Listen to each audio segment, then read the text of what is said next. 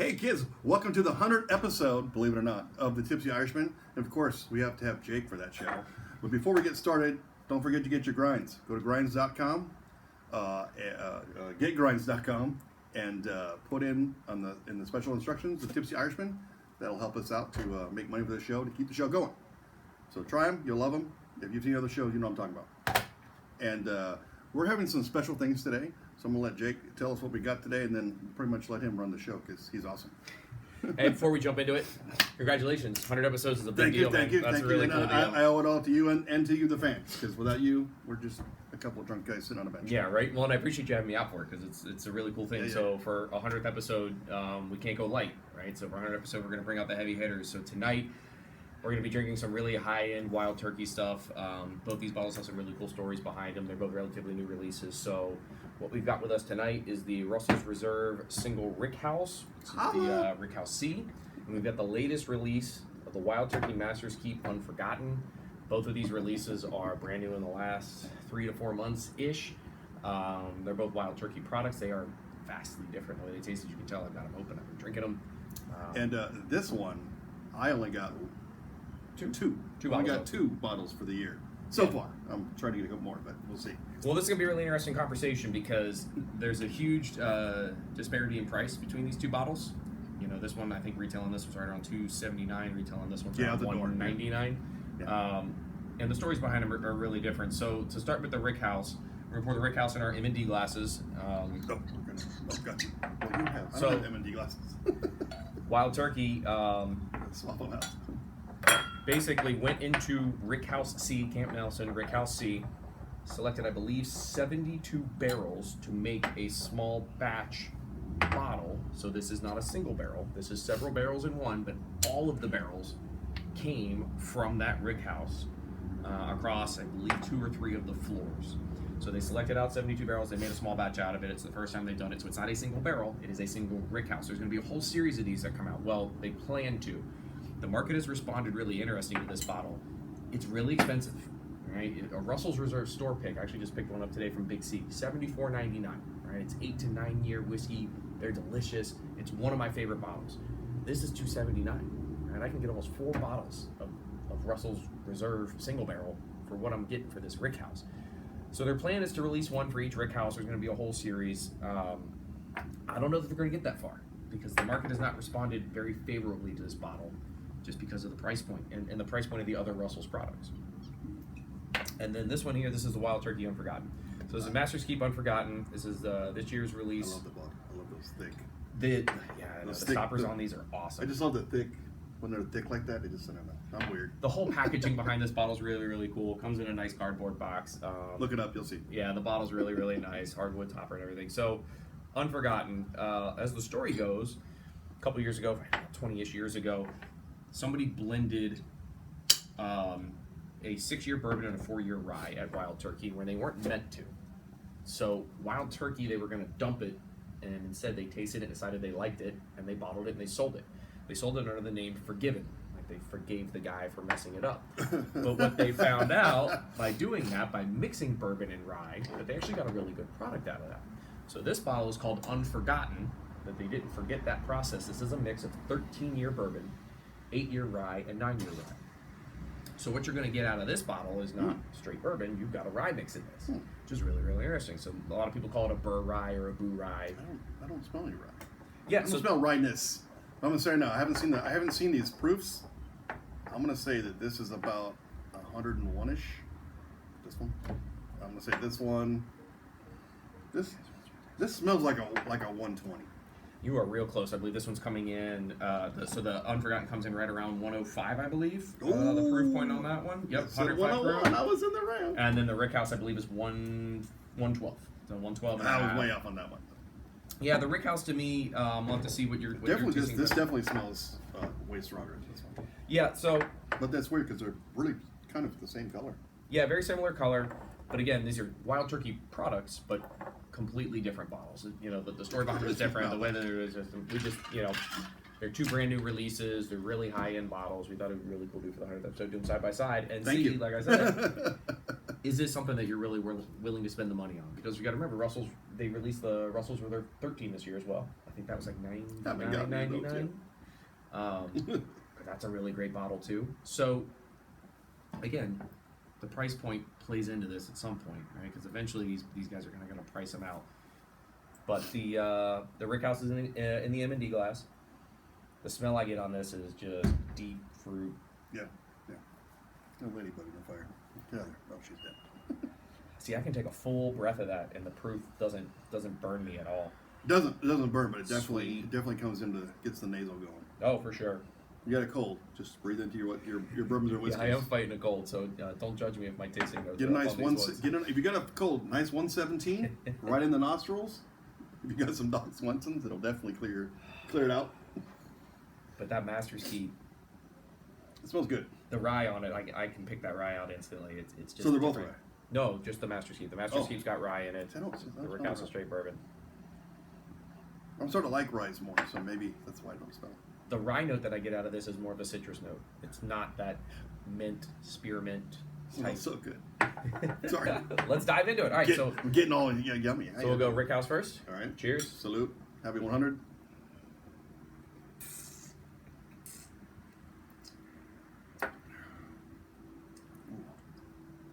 That's nice. That's real smooth. We're going to get warm here real fast. It's cold out here tonight. We're out in the outside studio, so it's a little cold. I opened this bottle a few weeks ago and did a tasting with a buddy of mine at the Russell's Reserve 13. We did them side by side, and the first note that I got off it very predominantly was a pepper note. Not quite black pepper, not like an earthy pepper, almost like white pepper. Bright and vibrant. I can see that.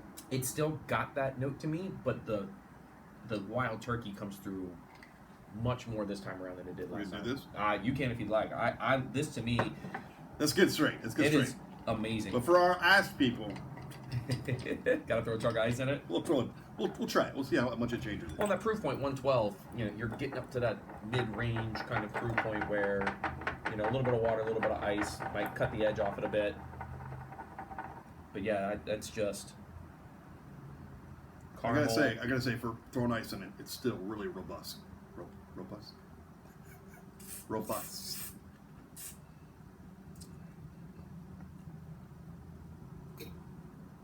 Just great. Really, really good. I'd compare it if you've had a Russell's Reserve single barrels, like store pick. I'll agree. It's just better straight. Or if you like it cold, which I've been telling you guys to do. If you like something, but you want ice, but you don't want to ruin it with the ice, throw it in the freezer for a few days, 3 days, and then just try it straight that way. And sometimes that'll bring it, plus you've already opened it, that'll let it breathe. Yeah, get a little air on it. But it turns into a nice velvety, like we showed you the other day. I had that red breast. I put it in the freezer. It's really velvety now. It's really smooth. It was good before, but it's better now. Yeah, I wouldn't do ice on this one. So what's interesting about this one is I don't get. It's not very viscous. I don't get like a real oily mouthfeel. It doesn't taste like a really aged whiskey. Something in that really old 13, 15, 18 year range. Yeah, I agree. Where you get lots of oak, sweet oak, and kind of oily and viscous. I don't get that. It's very good. It's very turkey, but it doesn't drink to the age statement that I thought it would. All right. I'm making sure no more alarms go off. No more alarms going off. Apparently I missed it the first time. There we go. All right, we're back. No commercials here. Click. Yeah, all right, we gotta start editing that out. Oh, sorry. So the Master's Keep Kind of smells fantastic. I mean, I smells a little better. I'm gonna get one. Where's my mouth out one more time? Full disclosure, when I bought this, the guy that I bought it from did me a solid. Really great guy. Appreciate it. When I bought it, I said, we'll tag him. Well, I asked him, hey man, have you had it yet? Because he got more than one bottle. Right. And the people were buying it that day. They were sold out in half an hour. So, hey man, have you had it yet? He's like, no. And I was like, can we open it in the store? He's like, absolutely. We cracked it right there in the store. I'm saying if you want to just say it, we can say it if you want to say what it is. I'd rather not. Okay, we can't say what it is. Oh, yes, I got you. But do that, do that for your local guys, because they may not be willing to spend the money on something like that. They don't really get the chance to try it. If they're willing to drink it with you, crack it with them. So we opened it in the store that day. This didn't even make it home before we had it open. So, and as you can see, I've been hitting it pretty hard. I think I've had it for 5 days now. So I already know what I feel about this one. All right. Here we go.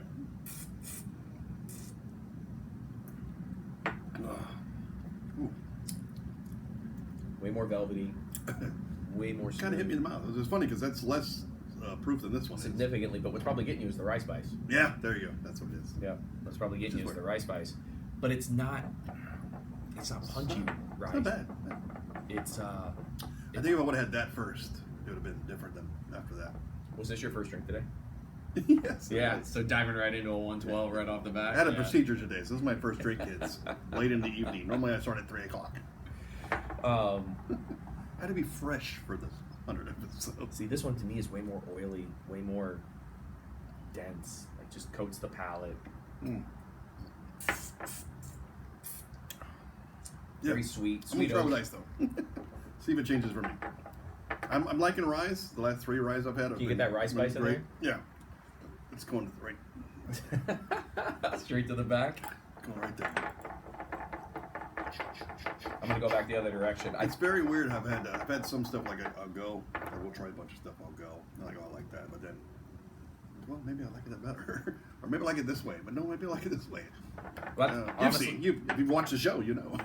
But that's what's really good about doing these types of things side by side, because it gives you a little more perspective. You know, when I first opened this and the first bottle I had that day, and I was drinking it with a friend, and we were blown away. It's delicious. It's great. We love it. Fantastic.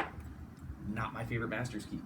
You know, I've had the Master's Keep 17 bottled in bond, which was really good. I'm definitely, as it's going down, I'm getting the heat in the esophagus. So that is what we noticed on this one. Our first sip, we weren't blown away. Second sip got better. Third sip was fantastic. So as you got into the glass, now see, for me, a little ice, a little water, whatever, however you want to say it. Yeah, that's better for me. Kind of mellowed it out. Yeah. Yes. What I thought was really surprising about it. Don't get me wrong. It's good. Buy it if you can find it. Yeah, same. Is that initially the flavors that were in it, they weren't very like in your face and heavy like the other Master's Keeps have been. I've had Master's Keep 1. I've had the 17 bottled in bond. And the flavors that you get from that are very, very intense. And this was a little more muted, and we were kind of taken aback at first. Like, oh man, is it really living up to, especially for the price jump? I think last year's Master's Keep retail was it again? $199. I think last year's Master's Keep retail was cheaper right around this. Yeah, well, yeah, significantly cheaper than this. And so that's what you got to take into consideration, right? Your cost benefit here, right? Not only that, availability. Can you find it? And if you do find it, and you're willing to drop the money on it, do you trust the people, you know, the friends in your circle that have tasted it enough to say, yeah, I like it. You know, you should. It's worth $275 to me. It may not be worth $275 to you, and it happens. If I had it. So I'm gonna go back the other direction. I have good friends. The show's still poor, guys. So I'm gonna go back the other direction. I'm gonna start with the Master's Keep. Again, I definitely like with a little water, little something in there. The build on the Master's Keep is better. The first sip is not exemplary. The second sip, the third sip. I will say this frozen might be just phenomenal, fantastical. Yeah, you never know. I've tried a lot of stuff. I didn't like that Joseph Magnus you gave me. I thought that was freaking disgusting. Which one? Oh, you didn't give it to me, Ryan. Oh, was it regular Joe Mag or Murray Hill? Yeah, just a straight regular old. I didn't like it. I didn't like it straight. When you put ice in it or water, it completely turned on itself, and it was like even worse. And then I put it in the freezer, and it was. Spoiler alert for next show. I got my hands on a bottle of Joe Bag cigar blend. Did you? I did. So now I'll get some in. Yeah, right now I'll show up at the store. One wandered into a local ABC. My buddy hit me up and was like, "Hey man, it's on the shelf. Do you want it?" And I said, "Please grab it. I'll take it. I love cigar blend. I think they're delicious." We've been trying for months for that, guys. Stay by. See, the show after 100 just gets better, bro. And well, Ryan Bull's got us 12 more of some new samples, and I've got some other stuff coming. We got enough to get us into the 200s. I think we'll see. Hopefully. Yeah, I think at this point, just on my bar alone, I think we could get there. I've got some backups, just in case. See, I get the sweetness out of the Rick House is now really coming forward. When I drink this first, the pepper note really dominated, but now coming back the other way from the rye into this, the sweetness that's coming out of that. Now, a question. Since this has been open, is it any different today than it was the first day? No, I don't think so. I don't think... What about this one? This one, yeah. I actually like it more. There you go. I actually like it more than when we first opened it. Well, and to be fair, when we first opened it, we compared it against a Russell's Reserve single barrel that we had, the Russell's Reserve 13, and the WB Saffel, which is another turkey release. release. Have we done 13? No, we can't get our hands on it. I don't know if I've done 13. There's a 13 in the new batch that's coming. We got the 13 in the new batch. I think so.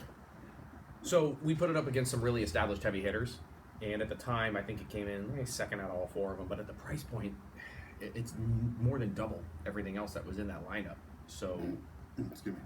it's just kind of a big jump. But after going back to it tonight, I think maybe the air has done it some good. You know, that bottle's been open about 2 months now. The smell is unbelievable. Just this again. I think he has it though.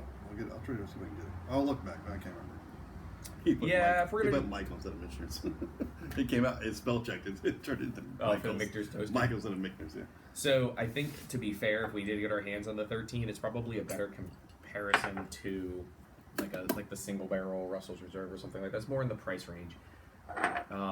This at $275, that 13 is gonna blow it out of the water. We had to go big. It's a big show. We had to go big.